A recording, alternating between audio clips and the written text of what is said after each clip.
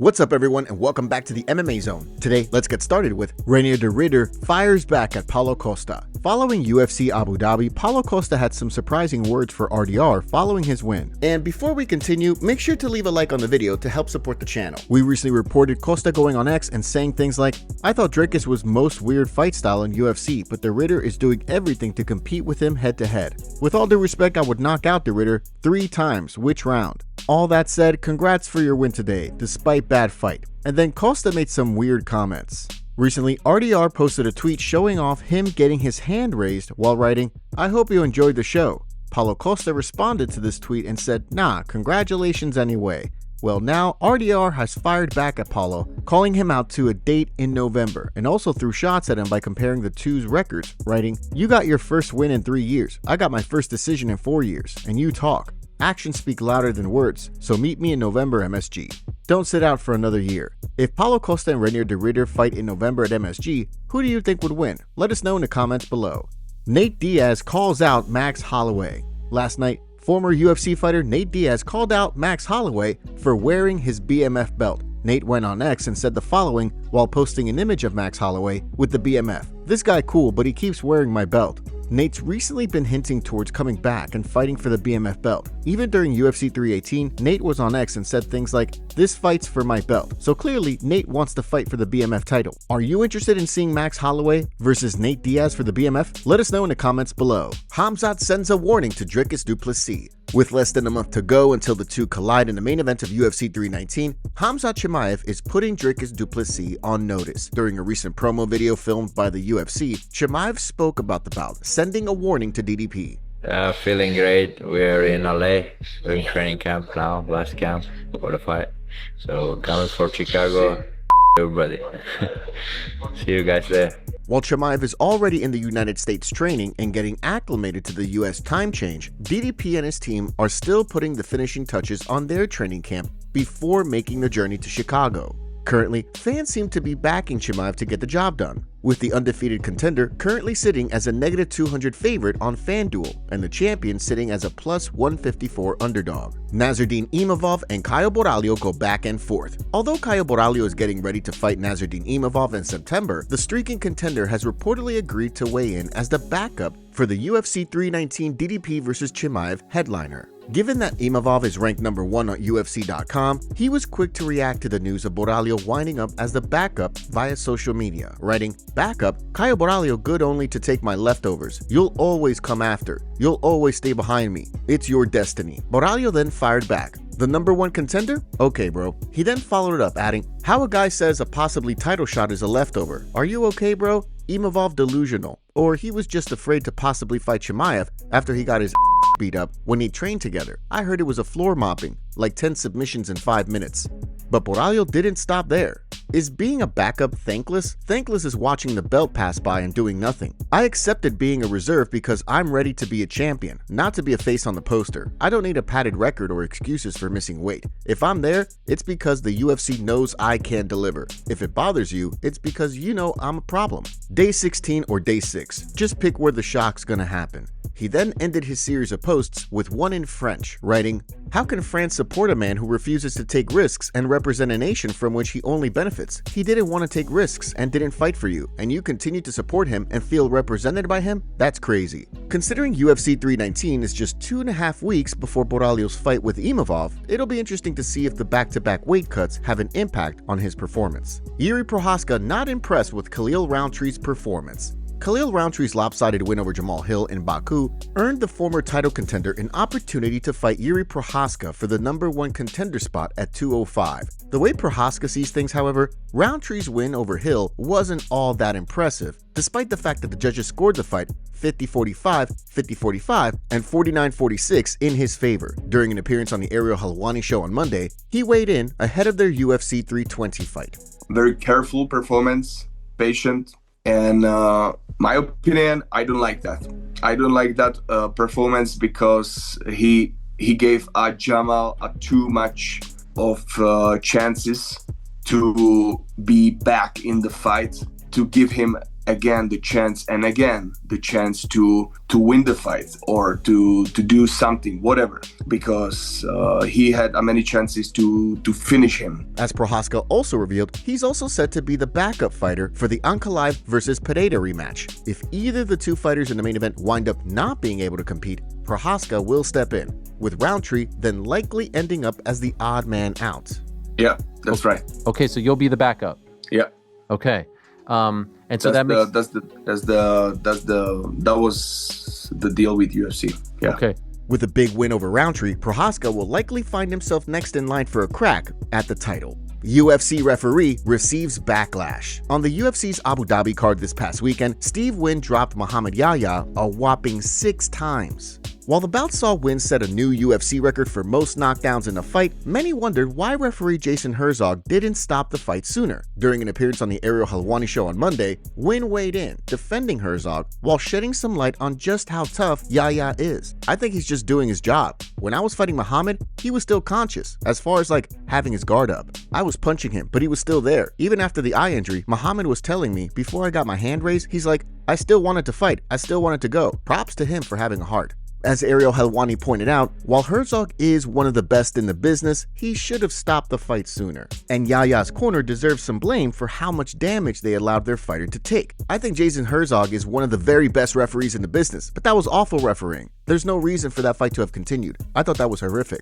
Look at Derek Lewis and Taliesin Teixeira just a couple of weeks ago. How do you stop that fight and let this one go on? How does that happen? Both fighters have incredible heart, but that fight should have been stopped in the first round. It was very uncomfortable to watch, and I just thought it was unnecessary. And yes, Herzog is getting a lot of heat, and it's justified, but what about Muhammad Yahya's corner?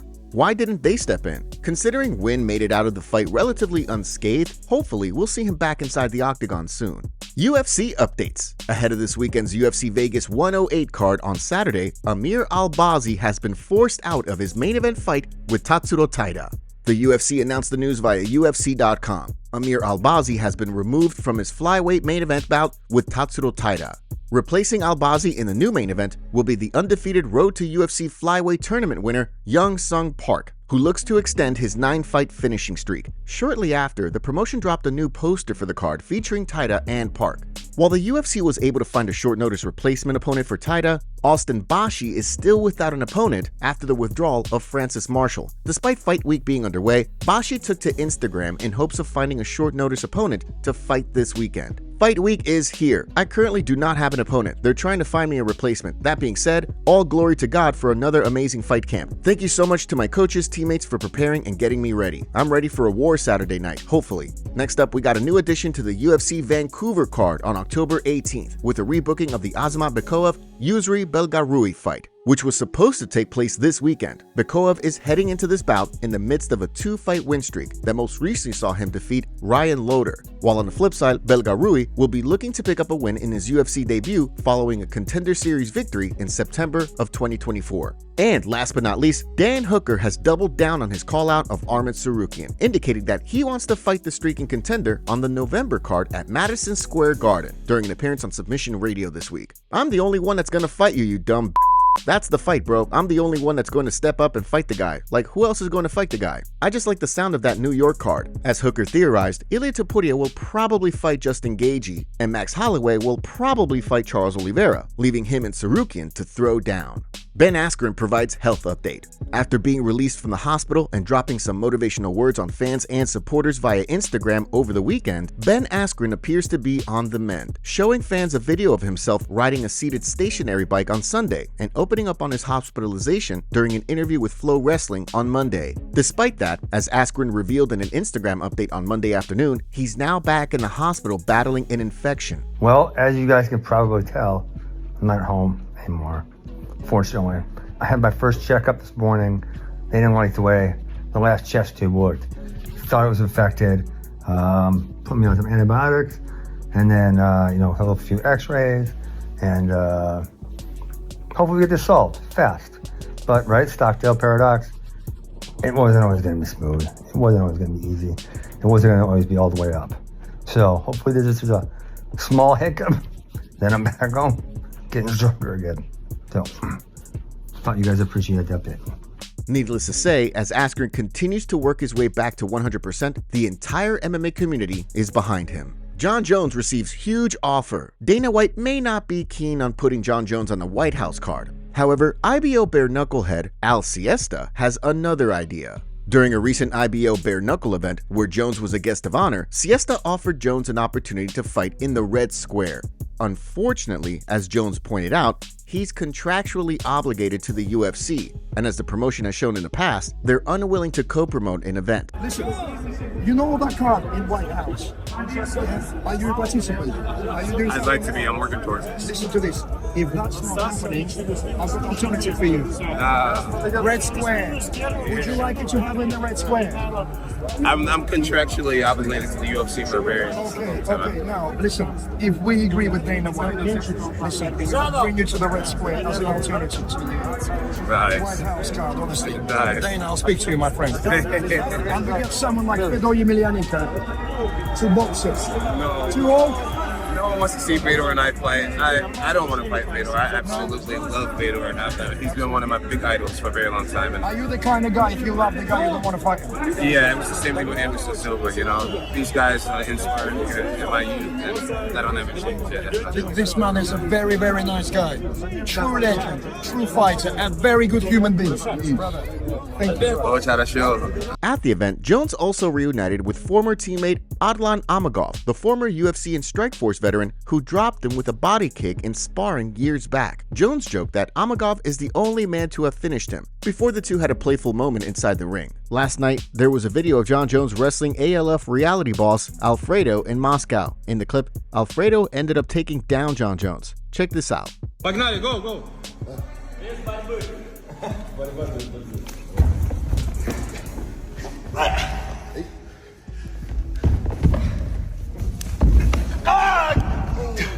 Yes. Было, выиграл. 2-0. No way. Robert Whittaker breaks silence after loss, following what some people in the MMA community are saying is a controversial loss to Reinier at UFC Abu Dhabi.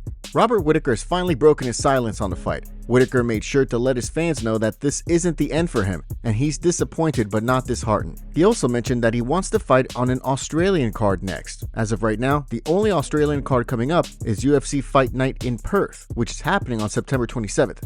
Here's what Whittaker had to say. A couple of days since the fight, thought I'd give you all an update. I'm disappointed, but I'm not disheartened. You know, there were a lot of things I liked about the fight, there were a lot of things I didn't, but I'm going to take it all, head back to the gym, sit with the team, pick it apart, and then get back on the horse. You know, that's all you can do. Congratulations to Derrida. He had a particular game plan and he executed it well. It got him the win. It is what it is sometimes. Yeah, I'm gonna learn from this experience and move forward. I do want to say thank you very much to everyone that supported me, to all the fans out there and my supporters and friends and family that support me day in, day out. Like, thank you very much. Without you guys, you know, picking me up, sending me the kind of messages on a win or a loss, it's, you know, you guys are my heart and I appreciate that. This isn't the end of Robert Whittaker. This is just, you know, another learning curve. Another speed bump. I'm gonna spend some time with my family, gonna just rest, recover a little bit, and then hopefully get back on an Australian card. It's been a while, and I'm longing for it. You know, it's been a while since I fought in Australia, and I'd love to fight here again. You know, it's time. Who do you want to see Robert Whittaker fight next? We have a favor to ask. Help us reach 200,000 subscribers on MMA Zone by subscribing and turning on notifications for daily MMA content. Seriously, we rarely miss a day.